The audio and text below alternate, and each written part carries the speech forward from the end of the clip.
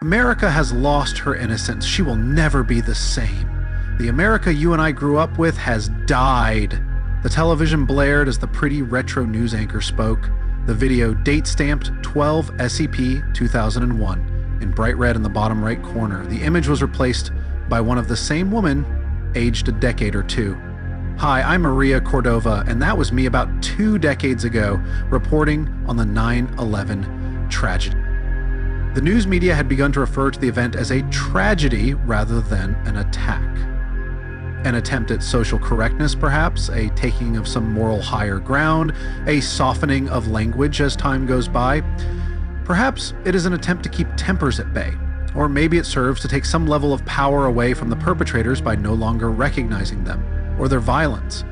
The same way some societies don't speak the names of their demons. Maybe it takes power away from those they serve, diminishing them and the influence they hold over their servitors. George Lorenzo felt it should forever be called what it was, an attack. If that inspired the next 20 generations of Americans into action that someday turn those backward desert countries into a landscape of blasted craters and bones, then so be it. He'd been there, he'd seen explosions and fires that burned hot enough to melt the sand into glass and incinerate any organic matter within hundreds of feet.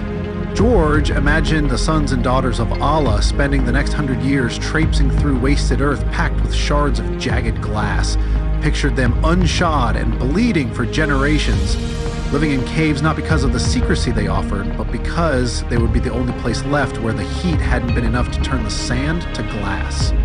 A just and biblical punishment, he thought. And if the entire Middle East was firebombed to the point it became a reflective surface after it cooled, all the better. And shouldn't those liberal punks whining about global warming be thrilled that a large majority of the sun's rays might be sent back into space and thus help to cool the planet? George laughed again, all the louder, though no one heard. God, he was getting bitter again. Was he this drunk already? Feeling foolish, he listened closer to the blaring television. In the years leading up to this video and the events of that fateful day, the world had forgotten about Y2K and the mythical stigma that it carried. Most of these bizarre predictions were no more than ill-gotten rumor and in some cases downright scare tactics.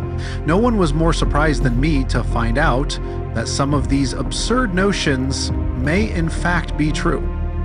Scholars, religious hierarchy, even street psychics believe that something fundamentally odd has been happening since the dawn of the new millennium. Bullshit! Fucking sellout cunt! George Lorenzo said to the murky room in chopped barks of consonants. The TV ignored him.